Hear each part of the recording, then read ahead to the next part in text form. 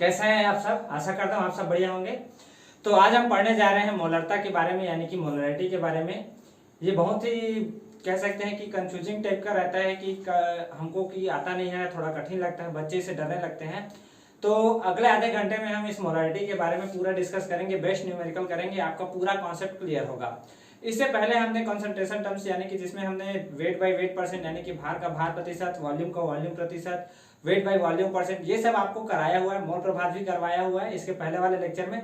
आप यूट्यूब पर टाइप करके इसको देख सकते हैं कि कंसंट्रेशन टर्म्स या फिर कह सकते हो कि some basic concept of chemistry 01 Science Academy करके, है ना, वो आपको मिल जाएगा यूट्यूब पर। तो चलिए आज का क्लास शुरू करते हैं। आज का हमारा क्लास का जो टॉपिक है ये क्या है, मोलरिटी। मोलरिटी मतलब क्या, मोलरता, हिंदी में मोलरता कहते हैं इसको, है ना। तो मोलरता है क्या सर, तो इसका यदि हम परिभाषा कहें तो क्या है कि 1 लीटर विलयन में उपस्थित, 1 लीटर विलयन में उपस्थित विलेय के अणुओं की संख्या, विलेय के मोलों की संख्या, विलेय के मोलों की संख्या को क्या कहते हैं, मोलर की संख्या को मोलरता कहते हैं, मोलरता कहते हैं। तो इसमें नई बात क्या है सर, आपने भी तो वही परिभाषा लिखा। नई बात कुछ ऐसी है कि इसका हम न्यूमेरिकल करेंगे और उससे समझेंगे। यदि हम कहते हैं कि एक शक्कर, मान लेते हैं कि हमारे पास एक शक्कर का जली विलयन है ना, एक शर्करा है, शक्कर कह सकते हैं, शर्करा का जली विलयन है ना, शर्करा का क्या है, जली विलयन है। और इसका हमको मोलरता कितना दिया गया है कि मोलरता मान लो हमको दी गई है किससे, 2m दी गई है, 2m, यानी कि इसको लिखते हैं हम किससे, कैपिटल M से। तो इसका मतलब क्या है कहने का, तो इसका मतलब ये है कि 2 मोल शक्कर, मतलब 2 मोल शर्करा जो है ये कितने हैं, 1 लीटर जल में क्या है, जल में घुले हुए हैं, 1 लीटर जल में क्या है, घुले हुए हैं। ये इनका कहने का अर्थ होता है, ठीक है। और एग्जांपल से जैसे कि समझे कि यदि हम कहें कि H+ आयन की मोलरता किसी विलयन में, किसी विलयन में, किसी विलयन में H+ आयन की मोलरता, H+ आयन की मोलरता मान लो हमको दी गई है कितना, 3m, कितना, 3m। इसका कहने का मतलब क्या है कि 3H+ के 3 मोल, H+ के 3 मोल 1 लीटर विलयन में, 1 लीटर विलयन में क्या है, उपस्थित है या घुले हुए हैं, ऐसे भी कह सकते हैं, ठीक है। कुछ कुछ बातें क्लियर होती जा रही हैं, नोट करें इतनी बातों को, फिर हम इसका न्यूमेरिकल करेंगे। तो पहला क्वेश्चन नंबर देखते हैं 1। हम क्या कह रहे हैं कि मोलरता ज्ञात करें, तो मोलरता ज्ञात करना है। पहला क्वेश्चन हमको दिया गया है कि 250 मिलीलीटर विलयन में, 250 मिलीलीटर विलयन में मान लेते हैं कि 40 ग्राम NaOH हो, तो ज्ञात करें, तब क्या होगा। दूसरा क्वेश्चन इसी में दिया है अपने को कि 4.9 ग्राम H2SO4 यदि 500 सेंटीमीटर क्यूब, यदि 500 सेंटीमीटर क्यूब विलयन में क्या हो, उपस्थित हो या घुला हो, तब क्या होगा। तो चलिए पहले इन दोनों का करते हैं। 2 क्वेश्चन दिया गया अपने को एक ही में कि 250 मिलीलीटर विलयन में 40 ग्राम NaOH उपस्थित हो। तो पहले के लिए हम देखते हैं क्या होता है, मोलरता बराबर, तो मोलरता को हम किससे लिखते हैं, M से। मोलरता को हम किससे लिखते हैं, M से। तो मोलरता क्या है, तो विलेय के मोल, तो विलेय कौन है यहाँ पर, NaOH। तो NaOH यानी कि सोडियम हाइड्रोक्साइड के मोलों की संख्या। अब मोलों की संख्या निकालना मैं सिखा चुका हूं आपको, फर्स्ट लेक्चर देख लीजिएगा मोल कॉन्सेप्ट का, यहाँ पर आपको समझ आ जाएगा, है ना। और नीचे क्या लिखेंगे, विलयन का लीटर में आयतन, विलयन का आयतन किसमें, लीटर में, लीटर में। तो क्या हो जाएगा यहाँ पर, NaOH के मोलों की संख्या कितनी दी गई है अपने को, तो ये हमको निकालने आना चाहिए। तो NaOH के मोलों की संख्या क्या होगा भाई, हमको क्या होता है, मोल निकालने का तरीका क्या है, दिया गया द्रव्यमान बटे आणविक भार। तो आणविक भार सोडियम का कितना होता है, सोडियम का यदि हम बात करें तो सोडियम का होता है 23, ऑक्सीजन का होता है 16 और हाइड्रोजन का कितना होता है 1। तो यहाँ पर क्या हो जाएगा 23 + 16 + 1, ये हो गया हमारा किसका, NaOH के मोलों की संख्या। अब हमको क्या दिया गया है, ये 250 ml में दी गई है, किसमें दी गई है, 250 ml में दी गई है। तो इसको भी हमको लीटर में चेंज करना है। तो 1 लीटर में होता है 1000 ml। तो यहाँ हम क्या कर देंगे, इसको 1000 से डिवाइड कर देंगे। तो ये क्या हो जाएगा, ऊपर 40 / 40 और ये 1000 कहाँ चला जाएगा, टॉप में, और डिवाइडेड बाई क्या हो जाएगा ये 250, कितना हो जाएगा 250। तो क्या हो जाएगा यहाँ 40 से 40 कट, ठीक, यहाँ 25 से कम 25, 25 चौं 100, तो कितना आया 4m। पहले का आंसर कितना आया 4m, ठीक है। अब दूसरे वाले का देख लो, दूसरे वाले का क्या है 4.9 ग्राम H2SO4 है और 500 सेंटीमीटर क्यूब में घुला हुआ है। तो नोट करो इतनी बातों को, फिर मैं इसको मिटाने जा रहा हूँ, छाप लो इसको, हो गया, नोट कर लिए, चलो मिटा रहा हूं मैं। अगला क्वेश्चन क्या कह रहा है कि 4.9 ग्राम H2SO4 के लिए, तो H2SO4 के लिए मोलरता क्या होगी, देखते हैं। H2SO4 के लिए मोलरता, तो इसको हम कैपिटल M से दर्शाते हैं। तो यहाँ पर क्या होगा H2SO4 के मोलों की संख्या, H2SO4 के मोलों की संख्या डिवाइडेड बाई क्या हो जाएगा, विलियन का आयतन किसमें, लीटर में, विलियन का आयतन किसमें, लीटर में, ठीक। अब यहाँ पर हमको दिया गया है सेंटीमीटर क्यूब में, हमको चाहिए विलियन का आयतन लीटर में, तो हम कैसे कहें, तो 1 लीटर में होता है 1000 मिलीलीटर, ठीक है, कितना होता है 1000 मिलीलीटर। और इसी को हम ऐसा भी लिखते हैं कि 1000 सेंटीमीटर क्यूब।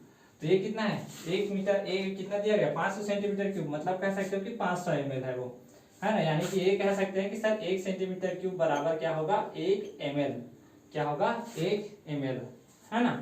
तो H2SO4 के मोलों की संख्या निकालना है। तो H2SO4 तो हाइड्रोजन का वेट होता है 1, सल्फर का वेट होता है 32 और ऑक्सीजन का वेट है यहाँ पर 16, और कुछ नहीं। तो चलो, तो दिया गया द्रव्यमान यानी कि 4.9 डिवाइडेड बाई कितना हो जाएगा इसका वेट, तो इसका हो जाएगा 2 × 1 प्लस 32 प्लस कितना हो जाएगा 4 × 16 यानी कि 16, और नीचे क्या हो जाएगा आयतन, तो विलियन का आयतन 500 बटे कितना हो जाएगा 1000, है ना।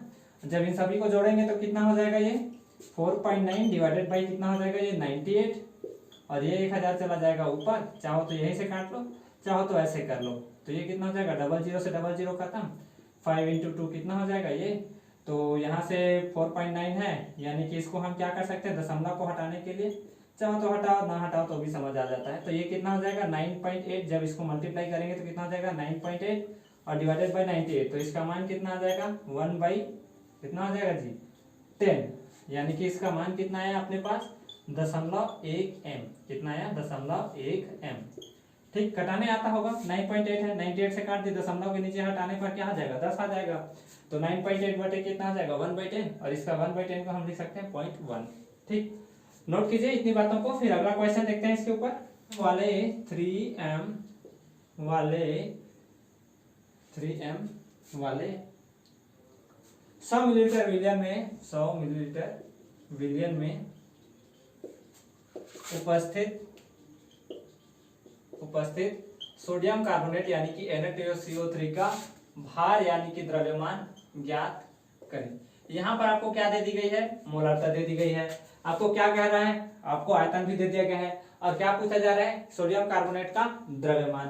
तो चलिए सॉल्व करते हैं। तो मोलरता बराबर क्या होती है, मोलरता बराबर होती है विलेय के मोलों की संख्या, जो कि यहाँ पर कौन है, तो Na2CO3 के मोलों की संख्या, Na2CO3 के मोलों की संख्या डिवाइडेड बाई क्या हो जाएगा यहाँ पर अपने पास विलियन का आयतन, विलियन का आयतन, और आयतन किस में भी लीटर में, आयतन किस में लीटर में सर, ठीक, लीटर में लेंगे इसको।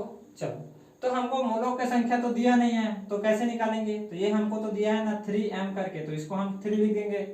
मोलों की संख्या ज्ञात करने के लिए क्या होता है, दिया गया द्रव्यमान बटे आणविक भार, तो सोडियम का होता है कितना, सोडियम का होता है 23, कार्बन का होता है कितना 12, और ऑक्सीजन का कितना होता है 16, तो निकाल लेते हैं। तो सोडियम कितना दिया गया है 2, तो 23 मल्टीप्लाई कितना हो जाएगा 2, कार्बन हो गया 12 और ऑक्सीजन का 3 मल्टीप्लाई 16, और नीचे में क्या दिया गया विलियन का आयतन कितना दिया गया है 100 ml, तो लीटर में चेंज करने के लिए नीचे में क्या कर दीजिए 1000 लगा दीजिए।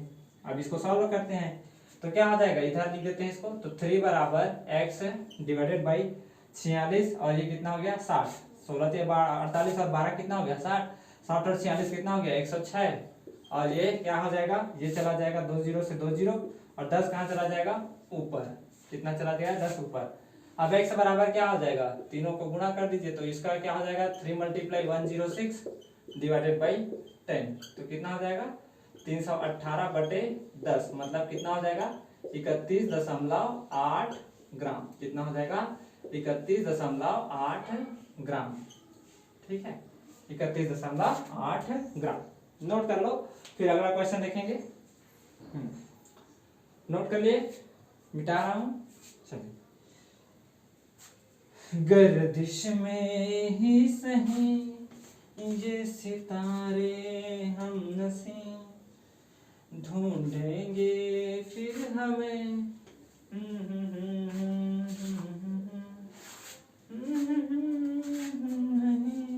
साथ चलना है अब। 10% वेट बाय वेट परसेंट जली विलियन H2SO4 के जली विलियन का वेट बाय वेट परसेंट 10% है। यदि विलियन का घनत्व 1.1 ग्राम प्रति ml है तो मोलरता ज्ञात करें।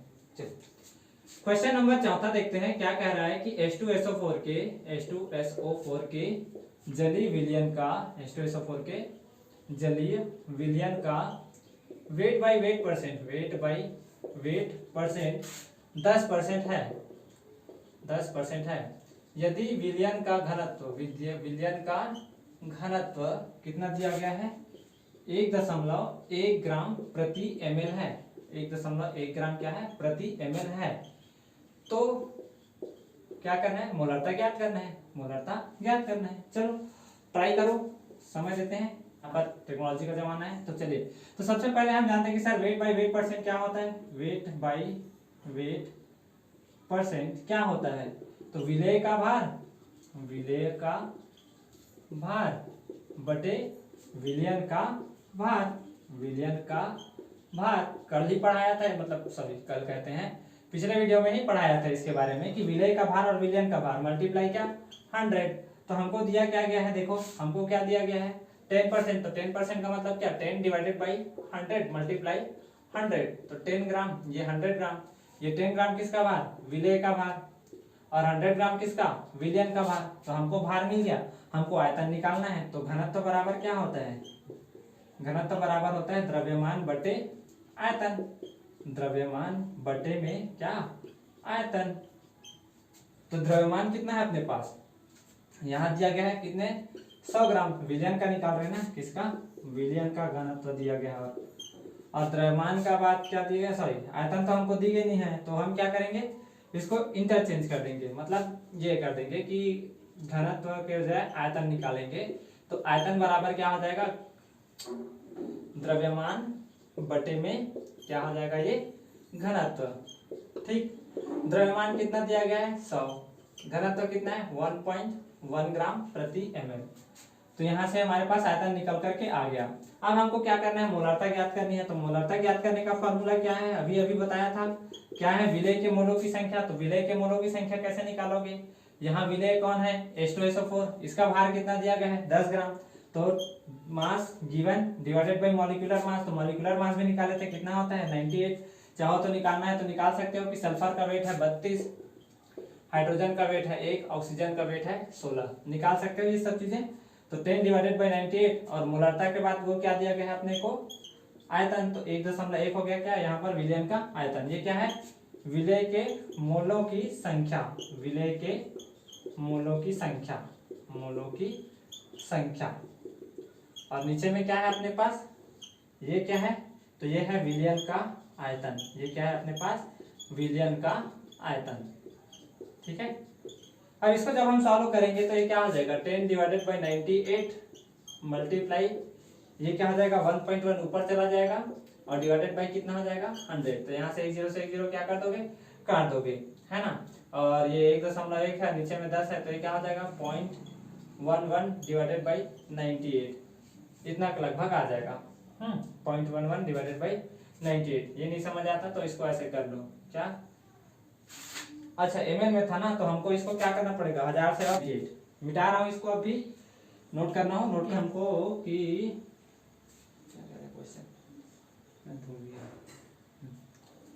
पांचवा क्वेश्चन कह रहा है कि यदि 120 ग्राम यूरिया को 1000 ग्राम पानी में घोला जाता है। पानी में क्या किया जाता है? डिसॉल्व किया जाता है, घोला जाता है। तो विलयन की मोलरता ज्ञात कीजिए। तो विलयन की क्या करना है आपको? मोलरता ज्ञात करनी है, विलयन की मोलरता ज्ञात करनी है,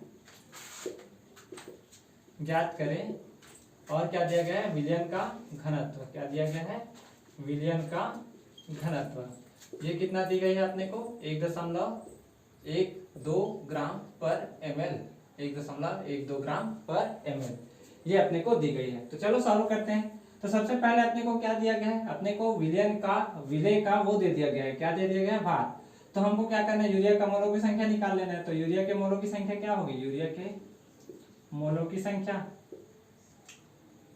यूरिया के मोलों की संख्या। तो यूरिया के मोलों की संख्या क्या होगी, देखो तो क्या दिया गया अपने को, द्रव्यमान दी गई है कितना, 120 ग्राम। और इसका खुद का वेट कितना होता है, तो 60। चाहो तो बताओ, तो ये भी कर सकते हो। नाइट्रोजन का वेट होता है 14, हाइड्रोजन का वेट हो गया 1, और कार्बन का वेट हो गया कितना, 12, और ऑक्सीजन का वेट हो गया कितना, 16।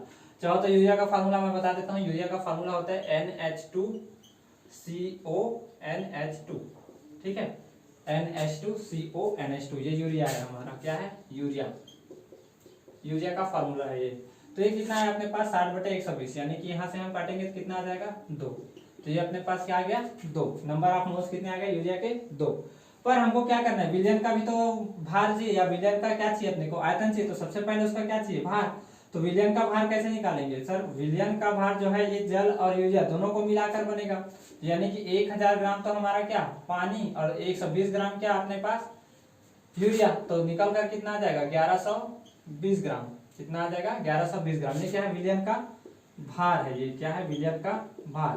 अब हम क्या करेंगे, आयतन निकालेंगे। तो आयतन बराबर क्या होता है, घनत्व बटे द्रव्यमान बटे घनत्व। क्या होता है, द्रव्यमान बटे में घनत्व, द्रव्यमान बटे में घनत्व। द्रव्यमान कितना दिया गया है, 1120 ग्राम। घनत्व कितना है, 1.12, कितना, 1.12। तो इसको ऐसे लिख सकते हैं कि दशमलव को हटा करके कि 1120/112, और मल्टीप्लाई में दशमलव के बाद जितने अंक है ऊपर में उतने 100 से, मतलब उतने ज्यादा जीरो से आप क्या कर दो, मल्टीप्लाई कर दो। तो 112 से क्या जाएगा, कितनी बार में, 10 बार में। तो 100 से काटेंगे तो कितना हो जाएगा, वो 1000 ml आ जाएगा अपने पास। क्या आ जाएगा, ml में आ जाएगा, ठीक। अब 1000 ml मतलब कितना है, 1 लीटर। अब मोलारता ज्ञात कर सकते हैं सर। तो मोलारता ज्ञात करने का फॉर्मूला क्या, कि विलय के मोलों की संख्या जो कि कितना है, विलय के मोल कितने हैं, 2। विलय के मोल की संख्या या मोलों की संख्या कितनी है, 2, और डिवाइडेड बाय क्या, विलयन का आयतन, और वो भी किसमें, लीटर में। लास्ट बार फॉर्मूला लिख रहा हूँ, इसके बाद नहीं लिखूंगा। तो कितना आ जाएगा, विलयन के मोलों की संख्या 2, विलयन का लीटर में आयतन 1। तो कितना आ जाएगा यहाँ पर, 2 मोल पर लीटर हो जाएगा इसका कितना, मोलरता।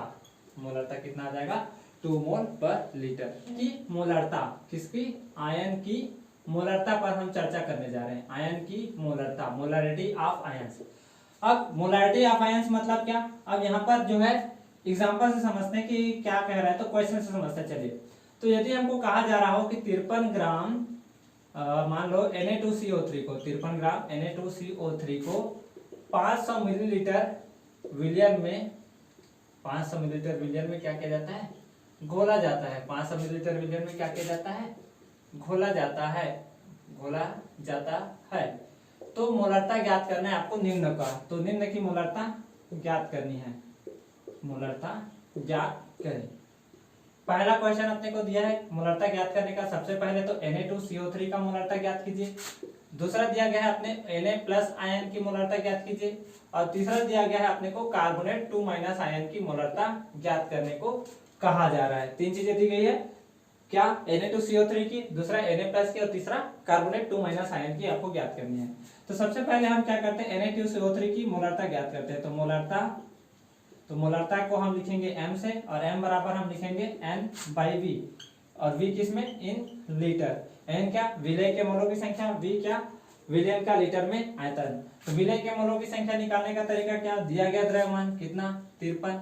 और यहाँ पर फिर से बार बार वेट बताने की जरूरत हो तो लिख लेना कि सोडियम का वेट है 23, ऑक्सीजन का वेट है 16, और हाइड्रोजन का वेट कितना, 1। और कार्बन, हाइड्रोजन वगैरह तो नहीं है इसमें, तो कार्बन का ले लो। तो कार्बन का वेट कितना, 12। तो इसको जोड़ लो तो कितना हो जाएगा, 23 × 2, ठीक है। और कितना हो जाएगा कार्बन का 12 और 3 मल्टीप्लाई 16 किसका ऑक्सीजन का, डिवाइडेड बाई वॉल्यूम का आयतन मतलब सॉरी वॉल्यूम किसका विलियन का, तो 500 डिवाइडेड बाई कितना 1000, तो ये कितना हो जाएगा 53 डिवाइडेड बाई 106 और ये कितना हो जाएगा 1 डिवाइडेड बाई 2 मतलब 2 कहाँ चला जाएगा ऊपर, तो इनको कट करोगे तो कितना आ जाएगा 1, 53 दूनी 106 होता है तो 2 से 2 क्या हो जाएगा कट, तो कितना आया आंसर 1। तो यहाँ पर विलियन की मोलारिटी कितनी आई 1। अब समझो बात को कि विलियन की मोलारिटी तो आपने सॉरी यहाँ पर Na2CO3 की मोलारिटी तो आप जान लेंगे, लेकिन हम इनका कैसे निकालेंगे देखिए, तो देखिए इसको कैसे निकालते हैं। तो जैसे कि अपने को दिया गया है Na2CO3, क्या दिया गया है Na2CO3, तो जो Na2CO3 है ये क्या होता है 2Na प्लस और CO3 2 माइनस में क्या हो जाता है टूट जाता है। क्या कहा मैंने Na प्लस और CO3 2 माइनस में क्या हो जाता है टूट जाता है। कहने का मतलब है कि यदि इसका 1 मोल होता तो ये 2 मोल Na प्लस और 1 मोल CO3 2 माइनस में क्या हो जाता टूट जाता।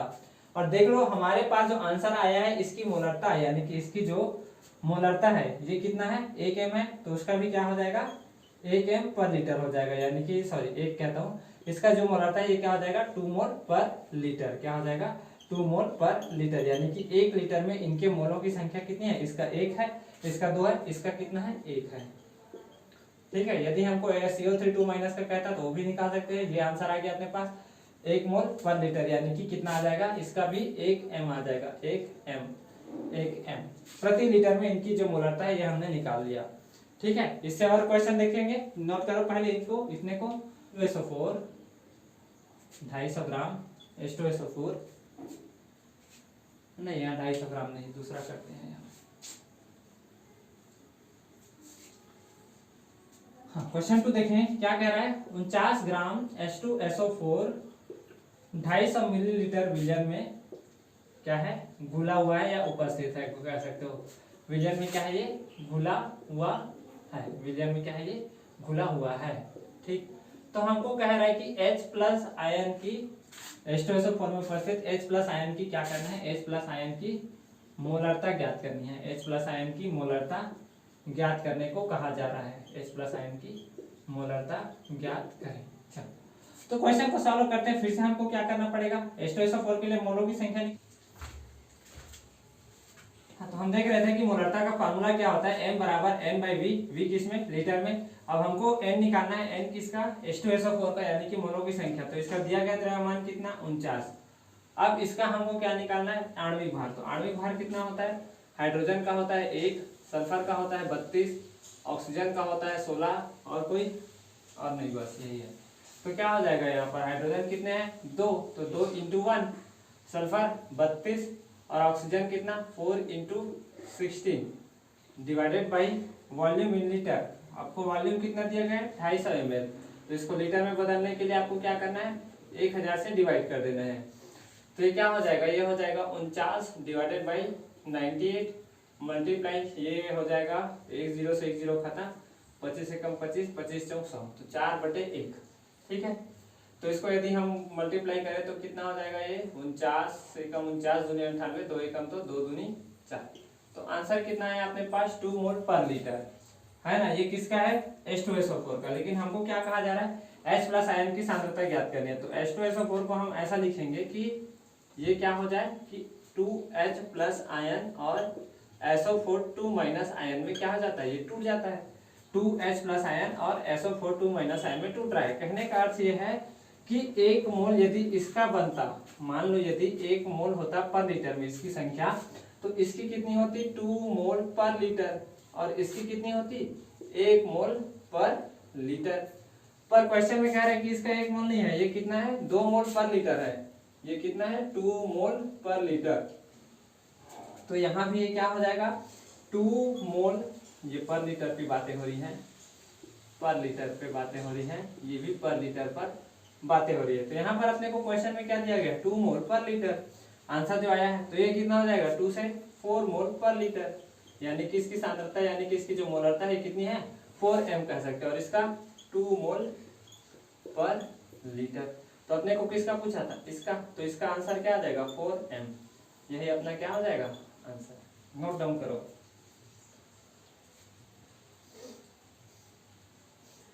नोट डाउन कर ले, मिटा रहा हूं ना। हम अगले क्वेश्चन की ओर देखते हैं। मोलरता यहाँ पर समाप्त होता है कि तनुता की मोलरता, तनुता की मोलरता। अब तनुता की मोलरता क्या होती है सर, ये क्या होता है? कहने का मतलब है कि जैसे कि हमारे पास दो मतलब पात्र थे या कंटेनर थे, है ना।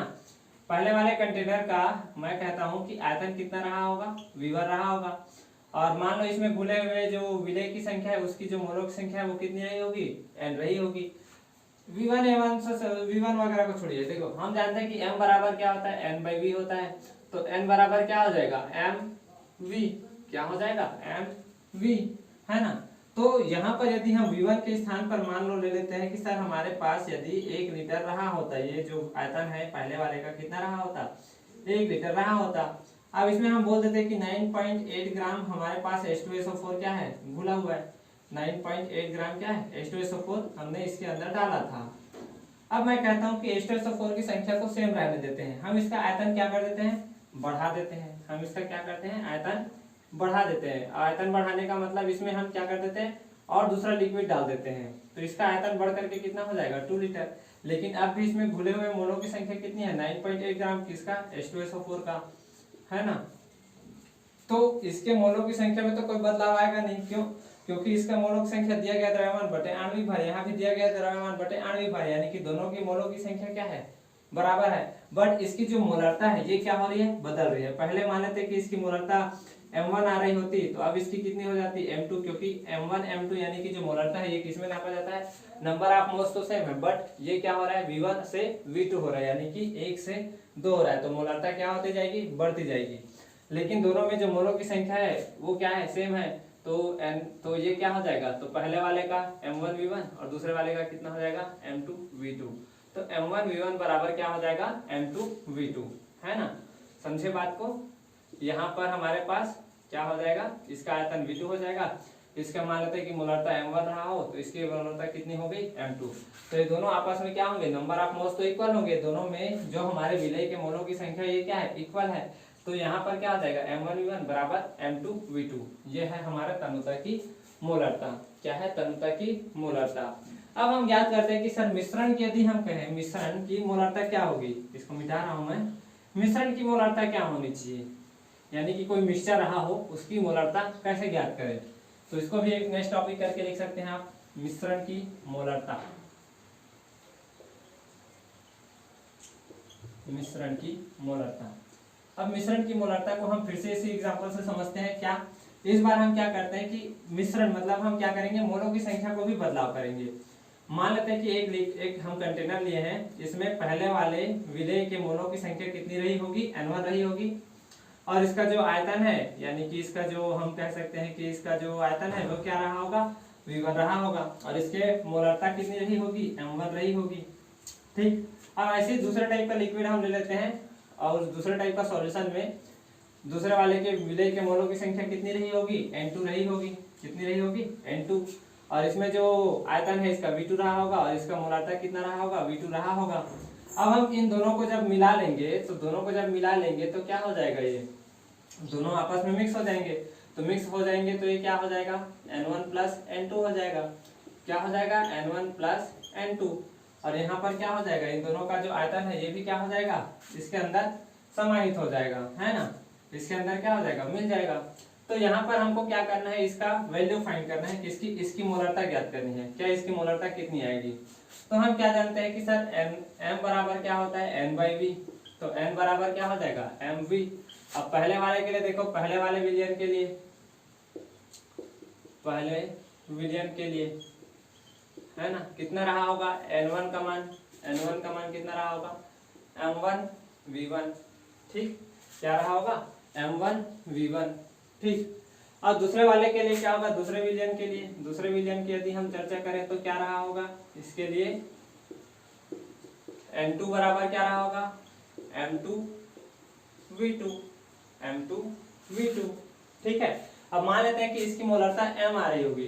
कितनी आ रही होगी, m। हम ये नहीं जानते कि वो कितने के बराबर है, हम बोल देते हैं m। लेकिन आयतन तो क्या होगा, v1 और v2 को जोड़ देंगे। आयतन मान लो इसका 10 ml रहा होगा, इसका 20 ml रहा होगा, दोनों को मिलाएंगे तो कितना हो जाएगा, 30 ml हो जाएगा। दोनों को मिलाएंगे तो कितना हो जाएगा, 30 ml हो जाएगा। तो यहाँ पर हमको क्या करना है, इसी m का वैल्यू ज्ञात करना है। तो हम क्या करेंगे, n1 प्लस n2 कर देंगे, यानी कि दोनों को जोड़ देंगे। तो n1 प्लस n2 बराबर मान लेते हैं क्या रहा हो, n रहा हो। n क्या है, टोटल मोलों की संख्या, कुल मोलों की संख्या। तो n1 का वैल्यू क्या, m1 v1, n2 का वैल्यू क्या, m2 v2, और इसका वैल्यू क्या, mv। ठीक है, mv। m1 v1 plus m2 v2, हमको किसका वैल्यू चाहिए, m का, है ना। और ये v क्या है, v is equal to v1 plus v2। यहाँ पर आप लिख सकते हो कि v इज इक्वल टू क्या है, v1 प्लस v2। तो v is equal to v1 plus v2, तो वहाँ पर हम रख सकते हैं। तो ये क्या हो जाएगा, m1 v1 plus m2 v2 बराबर m into v1 plus v2।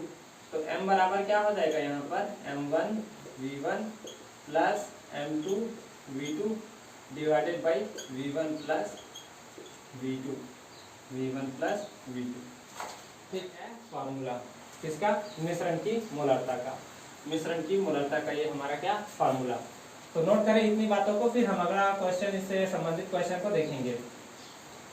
क्या कह रहा है, यदि 0.2m वाले 0.2m वाले HCl विलयन को 0.2m वाले HCl विलयन को 0.1m वाले HCl विलयन के साथ मिलाया जाता है, HCl विलयन के साथ मिलाया जाता है।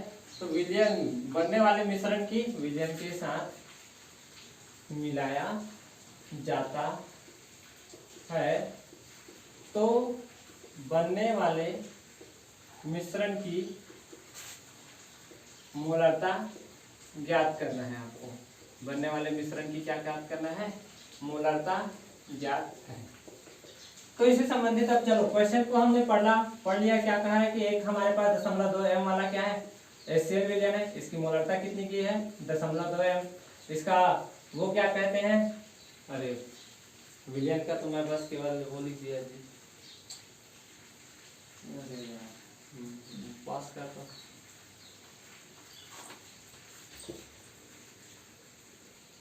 चलिए मिश्रण से संबंधित हमारी जो मोलरता है इसको देखते हैं, क्वेश्चन से समझते हैं। यदि 0.2m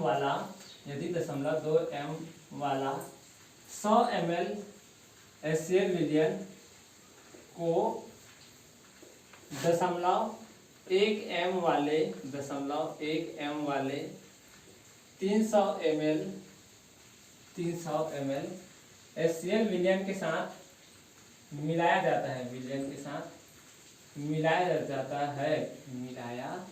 जाता है, तो बनने वाले मिश्रण की मोलरता ज्ञात कीजिए। तो बनने वाले मिश्रण की मोलरता ज्ञात है, मिश्रण की मोलरता ज्ञात है। चलिए समझे क्वेश्चन को। क्या कह रहा है कि एक हमको दिया गया है, पहला वाला विलयन है, ऐसा हमारे पास एक कंटेनर है जिसमें पहला विलयन का आपको मोलरता दी गई है 0.2m, और इसका जो आयतन है ये दिया गया है कितना, 100 ml। ठीक, कितना दिया गया है, 100 ml। दूसरी बात हमको दी गई है कि एक हमारे पास दूसरा कंटेनर है, दूसरा कंटेनर का जो हमको वो दिया गया है मोलरता है कितना है, 0.1m, और इसका जो आयतन दिया गया है कितना है, 300 ml। अब इन दोनों को आपस में मिलाएंगे तो इसका 100 ml और इसका 300 ml मिलाने पर कितना हो जाएगा, टोटल 400 ml, है ना जी। इन दोनों को मिलाओगे तो कितना हो जाएगा, टोटल ml कितना हो जाएगा, 400 ml, है ना। ये क्या है, इसका आयतन है। तो इसका मोलरता हमको नहीं पता तो हम इसका लिख लेते हैं m। अब हमको क्या पूछा है कि इसकी मोलरता बताओ। तो मोलरता के लिए हमने फॉर्मूला बताया था, क्या होता है, m1 v1 plus m2 v2 divided by v1 plus v2।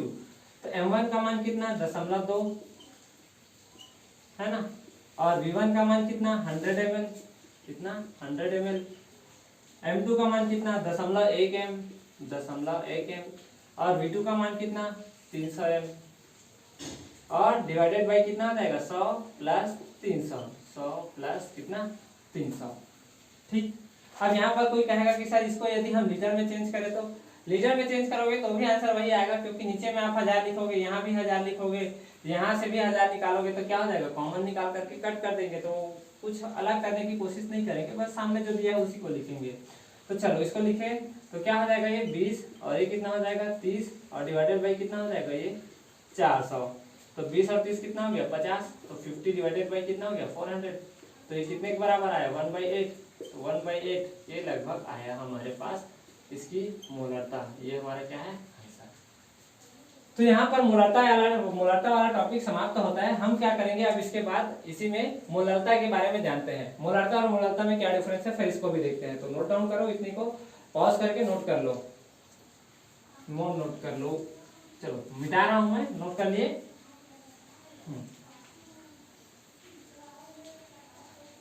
पतवार के बिना ही मेरी नाव चल रही है, बिन मांगे कन्हैया। चलो तो हम क्या कह रहे थे कि मोलरता और मोलरता पर बातें करते हैं। तो बेसिक डिफरेंस पहले समझ लेते हैं कि मोलरता क्या है। इसको हम इंग्लिश में क्या कहते हैं मोलैलिटी, मोलैलिटी, ठीक है।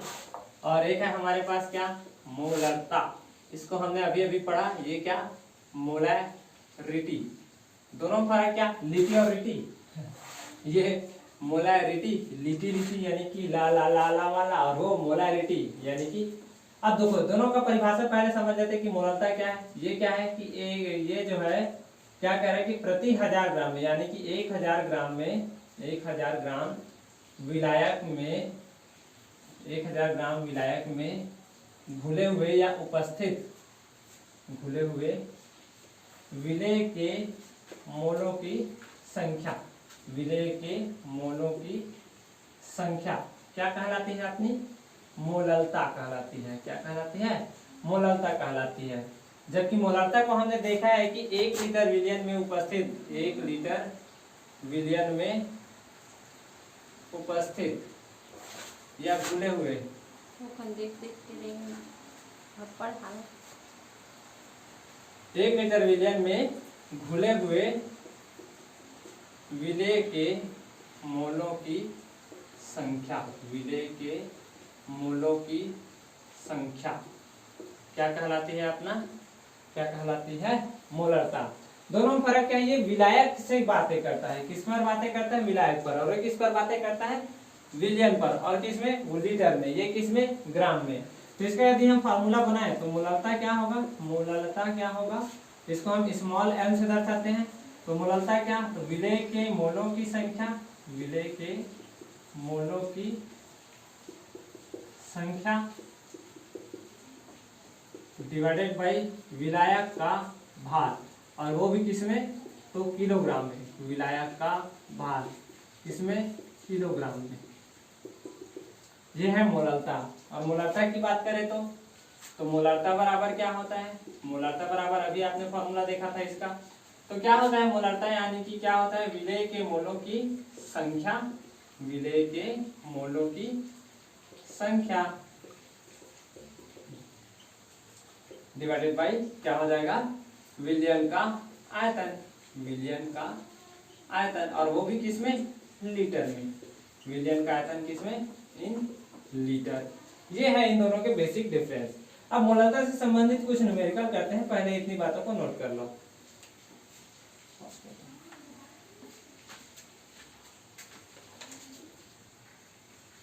तो मोलरता ज्ञात करने वाले हम क्या करेंगे न्यूमेरिकल ज्ञात करेंगे। तो पहला क्वेश्चन अपने पास कह रहा है कि 20 ग्राम NaOH, 20 ग्राम NaOH यदि 100 ग्राम विलियन में घुला हो, 100 ग्राम विलियन में क्या हो घुला हो, तो इसकी मोलरता ज्ञात करनी है, मोलरता नहीं मोलरता ज्ञात करनी है। तो सबसे पहले हमने क्या कहा था, मोलरता का फार्मूला बराबर क्या कहा था कि विलेय के मोलों की संख्या डिवाइडेड बाई विलायक का भार। तो विलायक का भार मतलब मास है ना, विलायक का भार, और वो भी किसमें विलायक का भार, वो भी किसमें किलोग्राम में, किसमें किलोग्राम में है ना।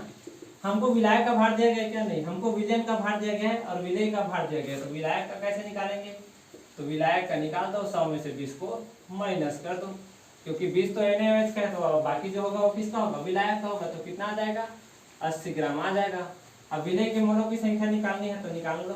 कैसे निकालेंगे सर, दिया गया द्रव्यमान डिवाइडेड बाई मॉलिक्यूलर मास। तो सोडियम का कितना होता है, सोडियम का होता है 23 ऑक्सीजन का होता है 16 और हाइड्रोजन का कितना होता है 1। हाइड्रोजन का कितना होता है 1। तो यहाँ पर कितना हो जाएगा 23 + 16 + 1। अब डिवाइडेड बाई 80 ग्राम में दिया गया, हमको किस में चाहिए किलोग्राम में, तो नीचे क्या कर देंगे 1000 लगा देंगे। हाँ, तो ये कितना हो जाएगा 20/40 और 1000 कहाँ चला जाएगा ऊपर और नीचे में क्या आ जाएगा 80। तो यहाँ से इसको काट लो, इसको काट लो, इधर से इसको काट लो, है ना। तो ये कितना हो जाएगा 2 चौक 8 और ये हो जाएगा 4 25 100 और ये कितना आया 25/4।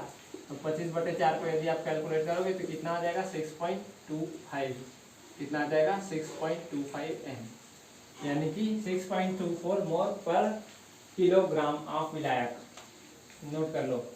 इसी में अगला क्वेश्चन देखें तो इसी का अगला क्वेश्चन यदि हम देखना चाहें तो चलो पहले नोट कर लो फिर अगला क्वेश्चन देखेंगे।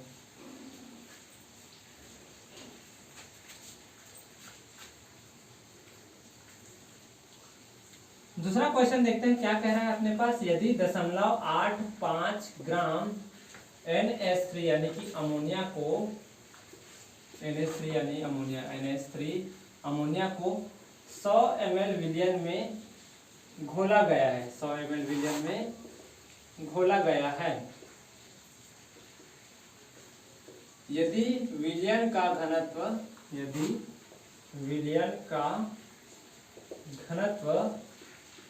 1.12 या 1.2 लिख लेते हैं, चलो तो 1.2 ग्राम पर ml हो तो विलयन की मोलालता ज्ञात करना है। विलयन की मोलालता ज्ञात करें।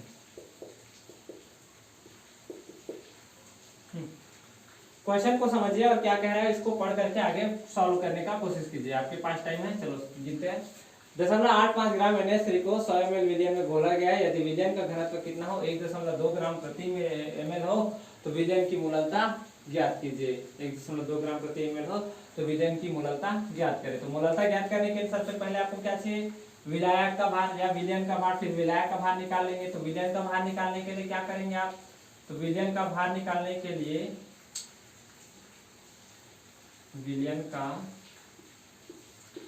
भार बराबर कैसे निकालेंगे। यदि हमको घनत्व दिया गया है और आयतन दी गई है तो घनत्व और आयतन को एक साथ क्या कर दीजिए मल्टीप्लाई कर दीजिए।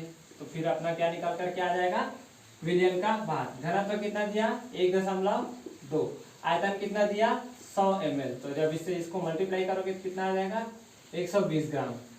अब इसे 120 ग्राम में से 0.85 ग्राम हमारा कौन है NH3 है। कौन है NH3 है ना जी। 0.85 ग्राम कौन है NH3 है। तो विलायक का भार क्या आ जाएगा, विलायक का भार। तो 120 में से आप क्या कर दीजिए 0.85 को माइनस कर दीजिए। 0.85 को माइनस करेंगे तो कितना हो जाएगा 119.15। कितना हो जाएगा 119.15। ये आ गया विलायक का भार और ये किस में आया है ग्राम में आया है। तो हमको विलयन की मोलालता ज्ञात करनी है। तो मोलालता बराबर क्या होता है अभी सिखाया था। मोलालता बराबर क्या होता है विलेय के मोलों की संख्या। तो मोलों की संख्या निकालने के लिए फॉर्मूला क्या है। अच्छा नाइट्रोजन का वेट लिखना चाहते हो लिख सकते हो। हाइड्रोजन का वेट होता है 1। ठीक, तो विलेय का भार दिया गया द्रव्यमान और उसका आणविक भार। तो नाइट्रोजन की संख्या कितनी है 1 और हाइड्रोजन की संख्या कितनी है, हाइड्रोजन की संख्या है 3। तो 3 × 1 और अपने को विलायक का भार किस में दिया गया है ग्राम में। तो 119.15 और डिवाइडेड बाई कितना हो जाएगा ये 1000। तो यहाँ से हम इसको कैलकुलेट करेंगे तो ये कितना हो जाएगा 0.85 डिवाइडेड बाई कितना 17, 14 और 3 17 मल्टीप्लाई 1000 डिवाइडेड बाई 119.15। ठीक, तो ये कितना के बराबर हो जाएगा। यहाँ से आप 2 शून्य हटा दीजिए 0.85 है तो 17 × 5 = 85 और यहाँ से 2 जीरो को आप हटा दीजिए तो कितना हो जाएगा यहाँ पर 5 × 50 डिवाइडेड बाई 119.15। तो ये कितना आ जाएगा 50/119.15। अब इसको कैलकुलेट करते रहिएगा। तो ये यहाँ पर होता है मोलालता समाप्त। तो आज का लेक्चर हम यही समाप्त करेंगे। उम्मीद करते हैं आपको पूरा क्लास जो मोलालता और मोलालता पर समझाया था बेसिक डिफरेंस इन दोनों का समझ आया होगा। अगले लेक्चर में हम क्या करेंगे, नॉर्मलता, फॉर्मलता और इसके ऊपर आगे जो होती हैं इनको हम क्या करेंगे, चर्चा करेंगे। तो पढ़ते रहिए। All the very best. जय हिंद, जय भारत।